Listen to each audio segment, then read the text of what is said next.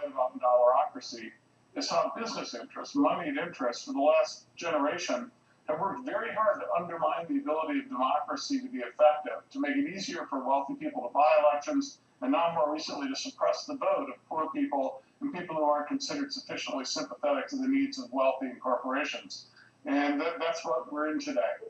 And your book describes that relationship between money, media, and elections and how it's eviscerating democratic elections, the system, and that they're actually benefiting by that evisceration. Can you break down how exactly it's benefiting them? Yeah, what we've had in the last election cycle in the United States was $10 billion was spent on all our elections, over $10 billion, over $6 billion just on the federal elections. To put this into context, we spent on a per capita basis, or just about a per voter basis, the United States spent 8 times more on its national election than Canada did on its last national election, 8 times more per voter. We spent 10 times more per voter than Norway. Norway had national elections 2 weeks ago. We spent 20 times more than Britain when it had its national elections in 2010. And get this, the German elections just a few days ago, we spent 32 times more per voter on our elections. Now, the military spending or education, if a country spends 32 times more than another country, you'd expect it to have a much better system, much better military, much better schools. We spend vastly more than any other country, but we have a much worse election system. We have far lower voter turnout than any of the countries I just named. Our voter enthusiasm and knowledge is way down.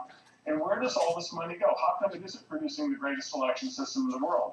Most of the money goes for TV political ads. Most of those ads are negative ads. They're truly toxic. They're sewage, in fact. They're illegal in most democracies. You can get away with that stuff in the countries I just named for the most part. And they've made companies, though, very rich. Local television stations now get between 20 and 30, even 35% of all the revenues from these negative TV ads, from television advertising for candidates. It's a huge cash cow for them. So they're making a killing on selling these horrible ads on one hand, and they stopped covering politics on the other hand. Hardly do any journalism at all covering campaigns. They don't air candidate debates. They don't offer free time to candidates. They're cashing in on the corruption and degradation of our political system. Your book also talks about Citizens United, Robert. How much damage did this really do? Because it seems like the system was broken far before that ruling. Citizens United, which basically made it possible for corporations and billionaires to give unlimited amounts to political campaigns, with a few minor stipulations which aren't enforced, unfortunately, and won't be enforced. And it was understood they couldn't be enforced. But Citizens United, it put a bullet in the body of democracy, as Larry Lessig said, but the body was already cold. It was already dead. It simply made a bad situation worse. It didn't create the problem. It wasn't like in 2009 everything was great, and that made it bad. But it did was a signal. The U.S. Supreme Court was on board with the full throttle corporate takeover of our political system, and they would do nothing to stop it. They would do nothing to stop the degradation and the corruption of our elections. Stay tuned to hear more from my one-on-one with Robert McChesney next.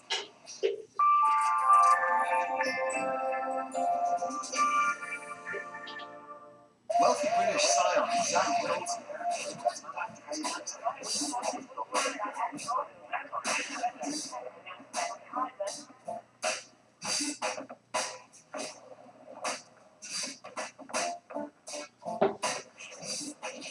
Markets, finance, scandals. Find out what's really happening to the global economy with Max Kaiser for a no-holds-barred look at the global financial headlines. Tune in to Kaiser Report on RT.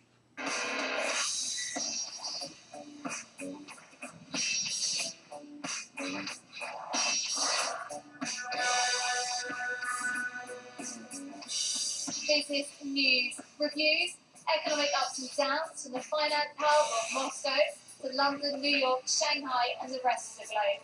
Join me, Katie Pilgrim, every week on RT.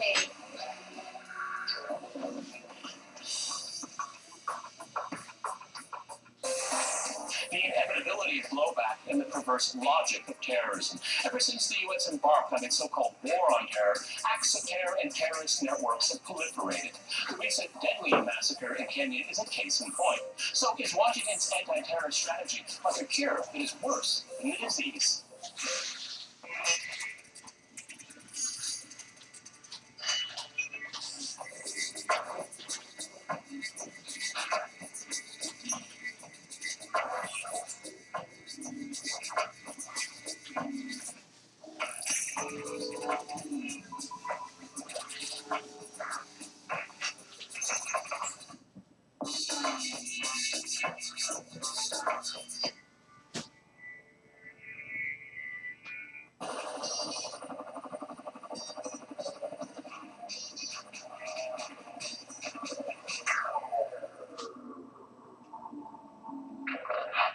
back to my interview with Robert McChesney. What does it mean to you that money is protected under the First Amendment now? Well, it shows a fundamental either shameful ignorance or cynicism by the court towards democracy and towards the American tradition. There's been a long-standing tradition in American politics to try to encourage small donors, working class, middle class people to pay for campaigns with small donations, $25, $50. And the idea was that tens of millions of Americans contributed, it would be Democratic elections. But it's always understood there's a big difference between the civic virtue of giving $10, $20, $30, $50, or $100 to a candidate and someone secretly giving $100 million to a campaign. And there's a massive difference there because the first is sort of a civic contribution. You don't expect a payoff in return. The second is purely an investment. It's all about simply giving a lot of money to get a political, an economic payoff for a corporate interest down the road. And I think in all democratic theory, it's understood there's a huge difference between those two things. And as soon as you allow big money to come in and secretly buy elections, or not even secretly do it, but in America now it's possible to do it secretly, you've really left the democratic grid. You've left the position in which people truly govern themselves. Last summer, Jimmy Carter, former President Carter, was speaking to some Germans in the Carter Center in Atlanta in a meeting, and he was recorded as saying that America no longer has a functional democracy. And at another time earlier last year, he said, America now has the worst election system in the world. This is plain to see that what we have now is absolutely not working. There's one of the polls we cite in the book shows that a significant percentage of Americans think we would get a better Congress and a better Senate if we selected the members jury style, drawing the names out of a hat, elections. Nothing speaks louder about the failure of this system than that. Oh, wow. Yeah, really poignant words coming from a former president of the United States about the democratic system we are in. Clearly, it's not a democracy at all, as you just outlined. How do you recommend that we begin to restore an even playing field in the political process?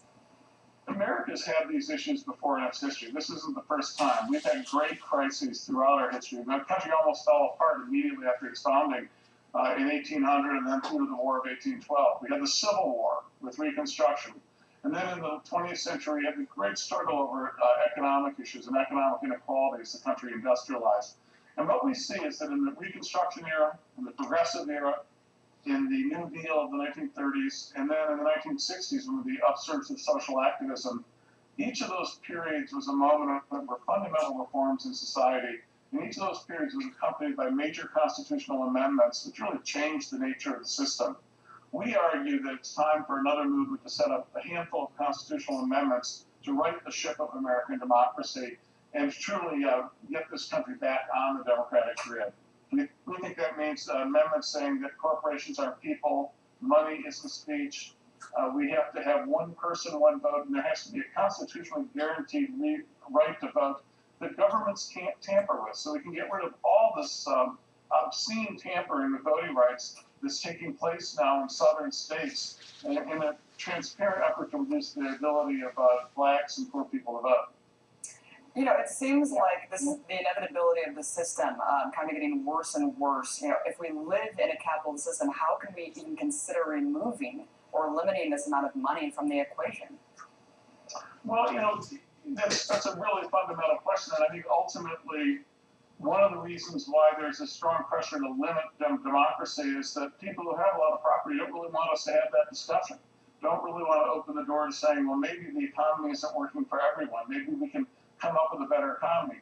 I know for a fact that talking to young people today, there's a very receptive audience to saying maybe it's time to rethink the type of economy we have. We can do better than this. But having said that, within the capitalist context, even there, the United States is way off the democratic grid. I mean, there's really no defense of this. Is patent corruption. This is corruption to such an extent that it will even drag down capitalism. Those four countries I mentioned earlier that spend so much less than America, Canada, Norway, Germany, Britain, and all four of those elections, national elections, two of which took place in the last month, the conservatives won. The conservative parties won, and they didn't have to spend a ton of money. They won because their ideas had more appeal, and they had much higher voter turnout rates than we've ever had in the United States in the last 100 years. So, we're talking about something here that It is capitalism because it's what rich people do who are capitalists to corrupt the system. But it's also a capitalism that's in decline. It's a capitalism that's no longer growing and dynamic, but it's a capitalism that's eating its own in order to survive. And it's a capitalism that basically no longer can tolerate the freedoms and democratic privileges that Americans have become accustomed to. So in some respect, your question's getting right at, this is a fundamental battle. That was Robert McChesney, professor and author of Dollarocracy.